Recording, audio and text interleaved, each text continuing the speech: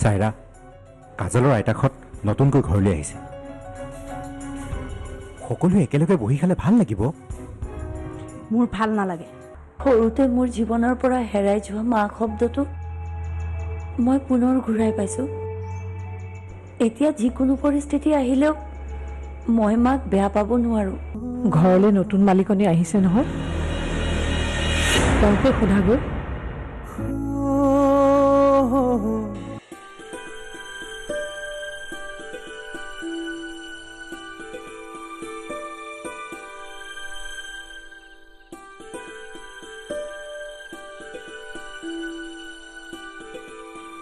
খুৰীদেউ আপোনালোকে খোৱা বোৱা কৰিলেনে কৰিলো মা তুমি ময়ো কৰিলোঁ মই পদুম কাজল আৰু ই একেলগে ভাত খালো তুমি আছিলে যে একেলগে খোৱা হলে ভাল আছিল হ'ব দিয়ক আপোনালোকে বস্তুবোৰ লাজ নকৰাকৈ খাবৰ কাৰণে মই লগত নাখালোঁ নহ'লে আকৌ ৰাতুল কাজলহঁতে বস্তুবোৰ লৈ খাবলৈ লাজ কৰিব নহয় নাই নাই সিহঁত খোৱাত বোৱাত সিমান ঠিক নহয় জানো দিয়ক ঘৰত ধৰি লওক ভেজ মানে মাছ মাংস ইমানকৈ পোৱা নাছিল কাৰণে খাব পৰা নাছিল কিন্তু এতিয়া প্ৰতি সাজতে মাছ মাংস পাইছে যেতিয়া ভাত কেইটামান বেছিকৈ খাবই দিয়কচোন নাই নাই সিহঁতৰ মাছ মাংসক লৈ সিমান ৰাপ নাই দেখিছোঁ দিয়ক কালি ৰাতিও ৰাতুলে মাংস একেবাৰে হেঁপাহ পলুৱাই খাইছে মোৰ যে তাক দেখি একেবাৰে বেয়াই লাগিছে নাই নাই সৰু ল'ৰা নিচিনাকৈ সি তেনেকুৱা কৰেই জানো দিয়ক এতিয়া আৰু নাতি জোঁৱায়েকক পাইছে যেতিয়া তাৰ কিবা চিকিৎসা কৰাব পাৰিলে ভাল হ'ল হয় নাই এতিয়া আৰু সেইবোৰ প্ৰয়োজন নাই সি এনেকৈয়ে ডাঙৰ হ'ল সি এনেকৈ থাকিলেই মৰম লাগে ধনী জোঁৱাই পালে এনেদৰেই সুবিধাবোৰ আদায় কৰিব লাগে বুজিছে খুৰীদেউ সুবিধা পালে এৰি নিদিব অ' মোৰ অলপ কাম আছে মই আহোঁচোন দেই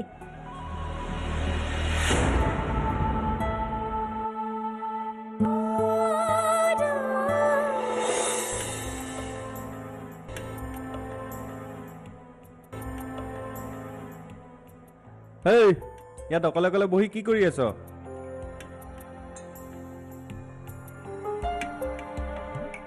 এই আৰু তই কাজলৰ বিয়াৰ কথাবোৰ পাগলি পাগলি ইমান নিজৰ মাথাটো কিয় নষ্ট কৰি আছ এ নহয় অ' কিছুমান বস্তু মনত নেপেলালেও নিজে নিজে মনত আহে কিছুমান বস্তু সহজতে সহ্য কৰাটো বৰ টান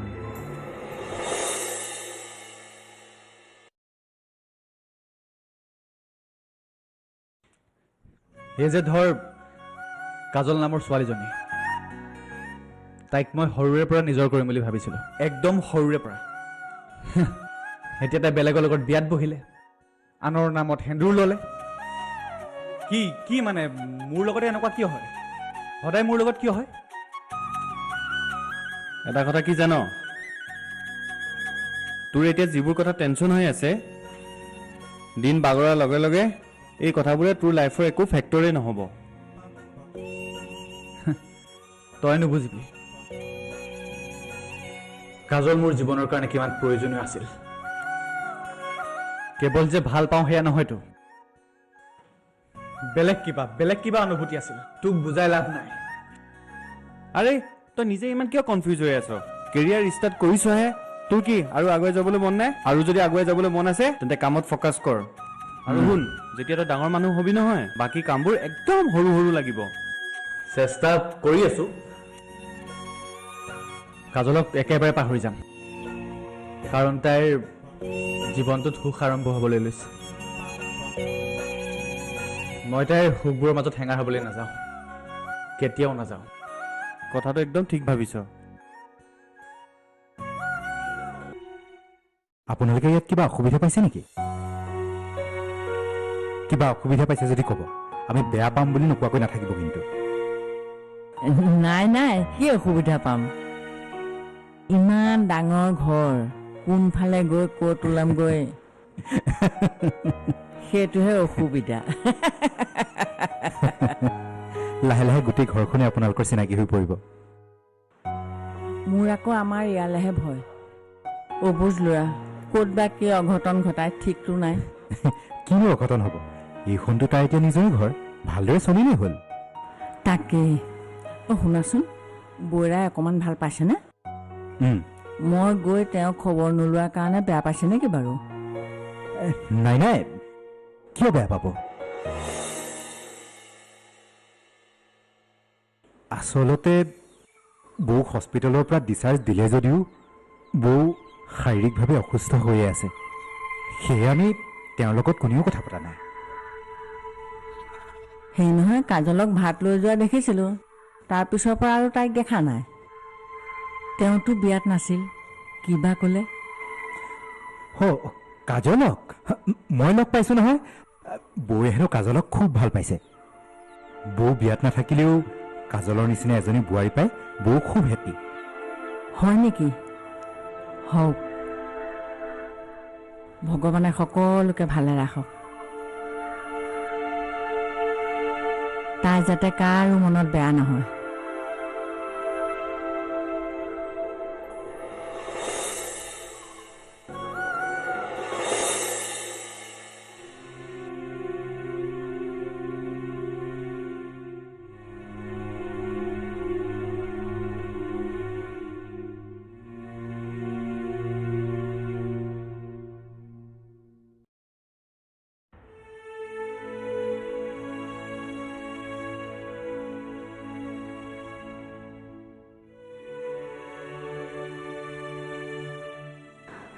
খুৰী,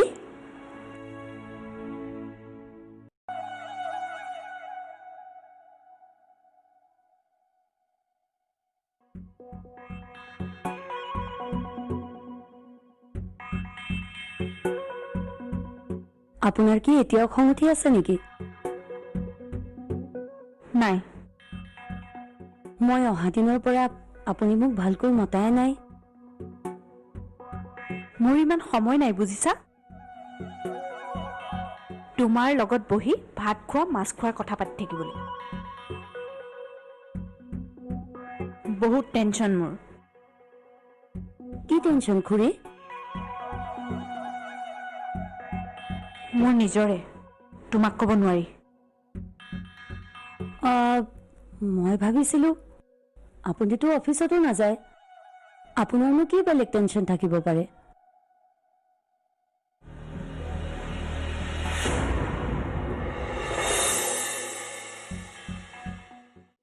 কিবা যদি দৰকাৰী কথা আছে তেতিয়াহ'লে কোৱা,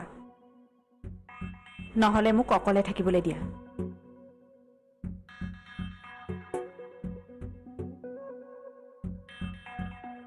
আপোনাৰ ঘনাই ঘনাই ইমান খং উঠে যে? খুৰী, যিমান টেনশ্যনত নাথাকে কিয় অকণমান হাঁহি থাকিবচোন। চাব, মনটো একেবাৰে পাতল পাতল লাগিব।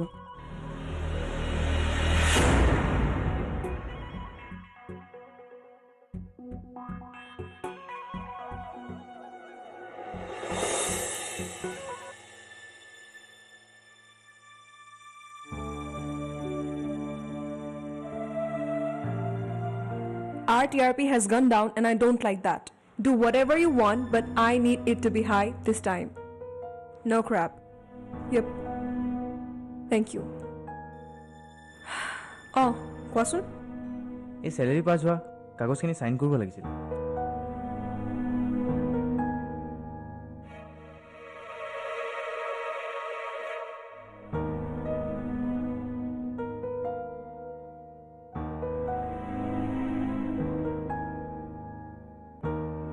Thank you.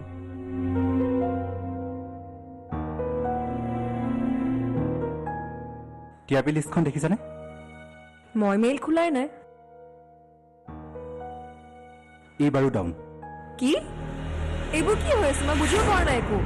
তাকেইতো, আমাৰ ফল্ট ক'ত হৈছে মই একো ধৰিব পৰা নাই। যি দেখিছোঁ সেই ল'ৰাজনক আমাৰ অফিচলৈ আনিবই লাগিব। মইতো চেষ্টা কৰিও একো কৰিব পৰা নাই। ইউ কেন মেজান কৰি আজিলৈকে তুমি একো কথাতেই ফেইলিয়ৰ হোৱা নাই। এইবাৰো তুমি ছাকচেছ হ'বা। মই চেষ্টা কৰি আছোঁ খুৰা। গুড।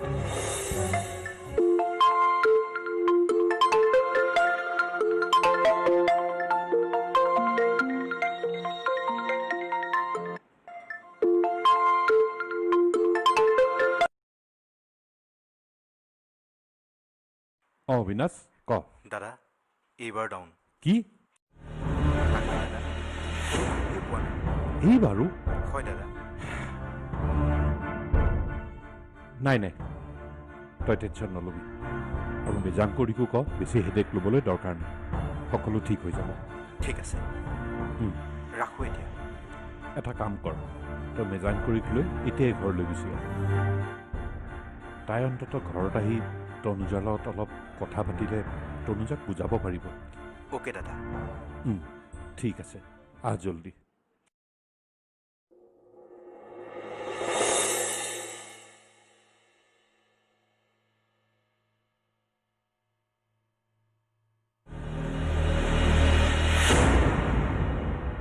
নাই এনেকুৱা হ'লেতো নহ'ব কিবা এটা প্ৰকাৰে এই ৰূপমক আমাৰ অফিচলৈ আনিব লাগিব আৰু সি মোৰ ইমান এটা ডাঙৰ অফাৰ না কৰিছে যেতিয়া কি ধৰণে তাক আনিম মই একো ভাবি পোৱা নাই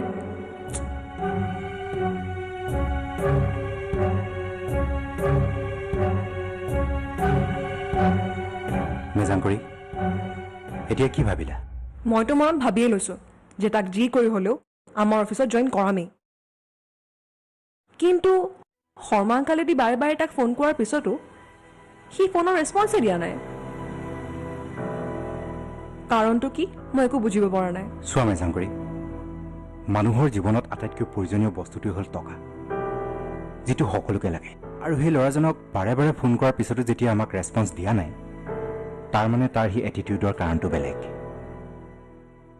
আৰু সেই কাৰণটো কি সেইটো বিচৰাৰ দায়িত্ব তোমাৰ চোৱা মেজাংকৰি আমাৰ এই পাব্লিকেশ্যনটো দাদাই বহুত কষ্টৰে আজি এই পৰ্যায়লৈ আনিছে আৰু এতিয়া যদি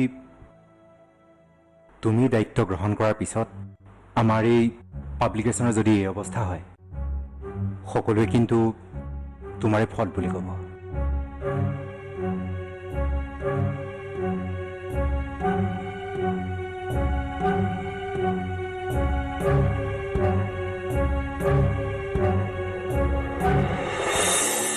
মানুহ যেতিয়া মানসিকভাৱে ভাগি পৰে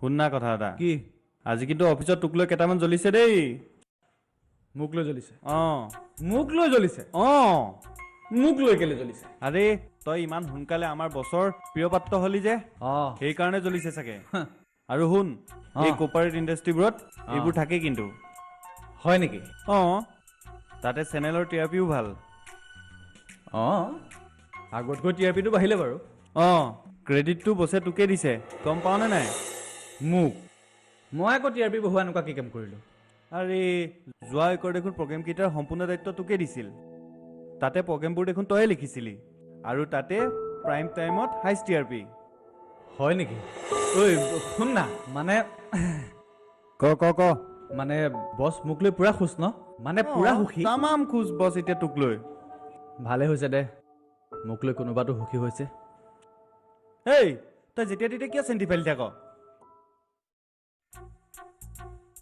অঁ আৰু এটা কথা শুনচোন হেৰি নহয় এই তোক যে মই কথা এটা কৈছিলোঁ ভাল খবৰ এটা তোৰ আহিব বুলি হেৱালখন কেনেকৈ ভাগিলে ভাতটো বনাওঁগৈ মই যা বছ হোৱাৰ পিছত তই বনাবি জানো গাধ মা আহা অকণমান চেষ্টা কৰা অকণমান পাৰিবা তুমি অঁ এইয়াহে কথা চাওঁ এইফালে অঁ এইখন ধৰা ন অঁ এইফালে দি এইখন ধৰা এইখন ধৰা অঁ ঠিক আছে অঁ এটা ষ্টেপ অকণমান অঁ য়েছ দেটছ লাইক মাই মম অকণমান আৰু অকণমান জাষ্ট অকণমান বৰ ভাগৰ লাগে অ' মই নোৱাৰিম চাগে পাৰিবা মা কিয় নোৱাৰিবা এনেকৈনো আৰু কিমান দিন কষ্ট কৰি থাকিবা মানুহ যেতিয়া মানসিকভাৱে ভাগি পৰে তেতিয়া আগৰ অৱস্থালৈ আহিবলৈ বহুত কষ্ট হয় মা তুমি সেই একেখিনি কথা কিয় ধৰি আছানো মৰাৰ দিনাখনলৈকে মোৰ এইটো দুখ থাকিয়ে যাব। যিটো ল'ৰাই মোক নুসুধাকে এটা খোজো দিয়া নাছিল, আৰু সেইটো ল'ৰাই জীৱনৰ আটাইতকৈ ডাঙৰ সিদ্ধান্তটো মোক নুসুধাকেই লৈ ল'লে। মা, আমি সকলোৱে ভুল কৰিছোঁ। সেইটো সময়ত যদি তুমি ভাইৰ অৱস্থাটো দেখিলা হয়, হয়তো তুমিও এইটোৱে কৰিলা হয় মা। বৌ, তোমাৰ মেডিচিন। কোনো প্ৰয়োজন নাই।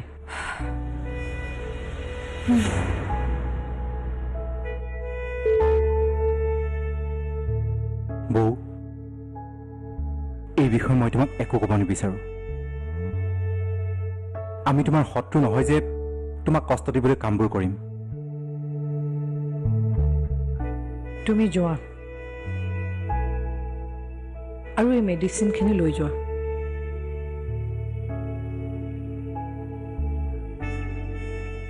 যদি পাৰা কাজলক গৈ ক'বা,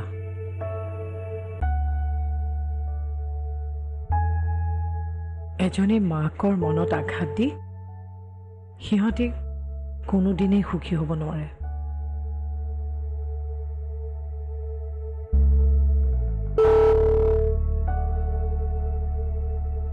মা, মা প্লিজ এই সময়খিনিৰ লগত মিলিব চেষ্টা কৰা, নহ'লে তুমি নিজে কষ্ট পাই দিনবোৰ পাৰ কৰিব লাগিব। সহজ হ'ব। এতিয়া অন্ততঃ মোৰ জীৱনলৈ ইয়াতকৈও ডাঙৰ আঘাত আহিলে মোৰ সহ্য কৰিবলৈ সহজ হ'ব।